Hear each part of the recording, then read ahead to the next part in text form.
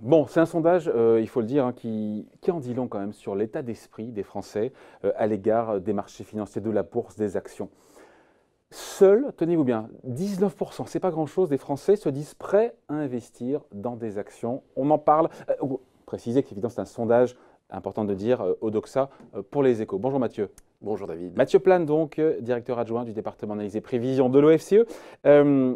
Sondage quand même qui montre cette aversion importante, très forte, 80% des Français, voilà, pour la bourse. En même temps, on se dit voilà, qu'après une année noire, enfin compliquée, sur 2018, sur les marchés actions, moins 11% pour le CAC 40, on aurait posé la question il y a quelques mois, ça aurait été différent ou il y a une tendance de fond quoi. Je crois que c'est plus structurel. Effectivement, de toute façon, il n'y a jamais eu en France une très forte appétence pour les actions. On le voit bien un peu dans la répartition du patrimoine financier des ménages. Mais surtout, je pense qu'il y a 10 ans d'évolution financière assez heurtée, notamment depuis 2008. Et surtout, on voit depuis 2008 cette baisse tendancielle de la détention directe, notamment en actions, qui a quasiment été divisée par 2. Le CAC 40 a été multiplié par 2 en 10 ans.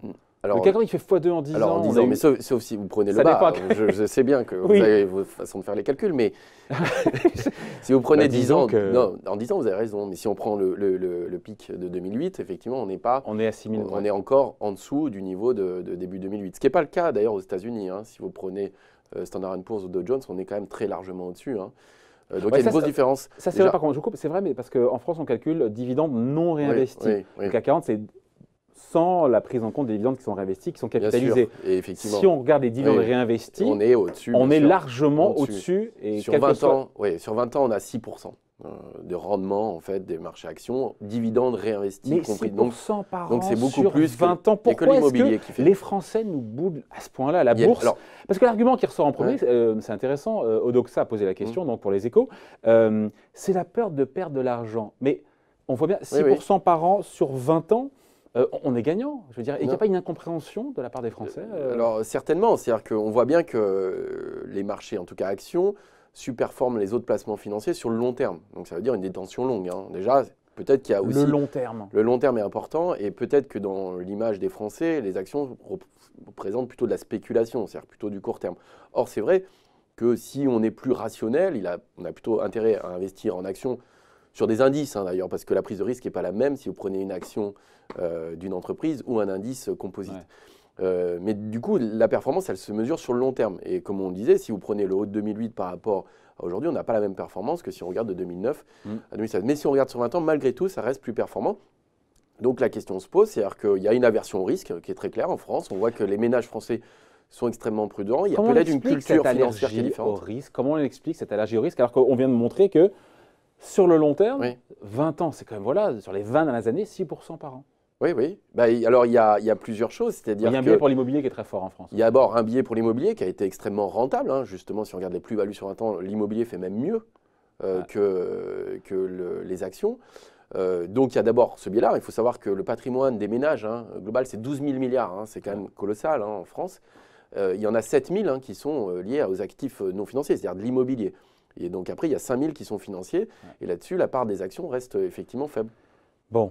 D'ailleurs, c'est marrant parce qu'encore une fois, dans ce sondage, pour 70% des Français, on tourne autour, mais c'est intéressant, la bourse n'offre pas des rendements meilleurs que les autres placements. Oui, ce qui n'est pas avéré.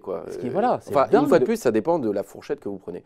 Je pense que c'est le problème des marchés d'actions qui sont quand même très cycliques. On voit qu'ils sont quand même très liés aux perspectives économiques et aux crises financières. On voit qu'ils sont extrêmement heurtés. Si nous, on regarde en tant qu'investisseur de long terme, effectivement, on a intérêt à dire, oui, vous avez intérêt à acheter des actions. Le problème, c'est que si vous avez besoin de vendre à une date donnée, vous n'avez peut-être pas la même image.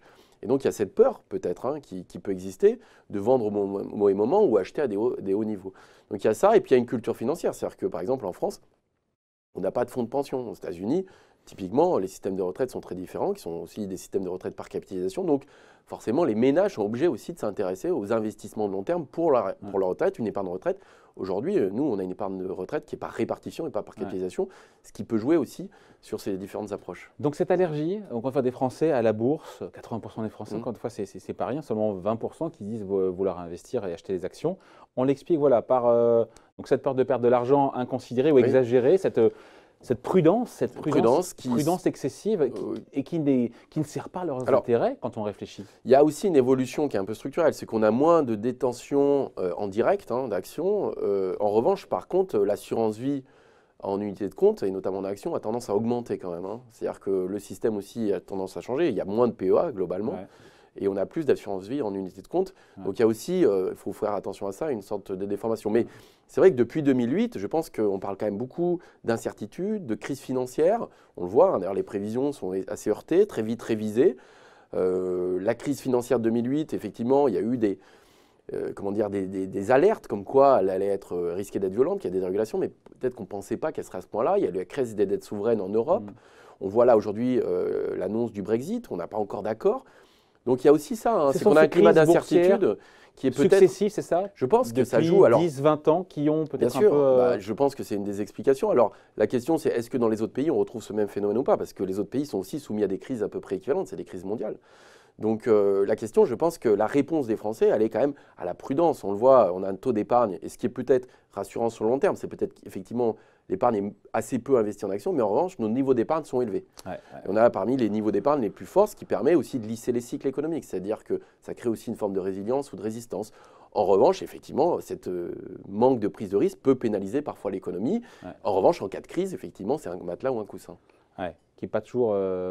investi à bon escient parce que cette prudence excessive dans cette façon d'épargner, quand on a un objectif pour ses vieux jours, pour une retraite et pour mettre de côté, en période de taux bas, quand les taux sont plus élevés, avoir plus d'obligations ou des fonds en euros, ça se comprend. À l'époque, aujourd'hui, à l'ère des taux bas, qui peut-être vocation à durer, on en parlera d'ailleurs avec Jean-Claude Trichet juste après, on voit que les Français ont en moyenne 14 000 € sur leur compte courant, qui ne rapporte rien. Pardon, mais dans une optique de long terme, c'est totalement débile, enfin c'est inepte, quoi.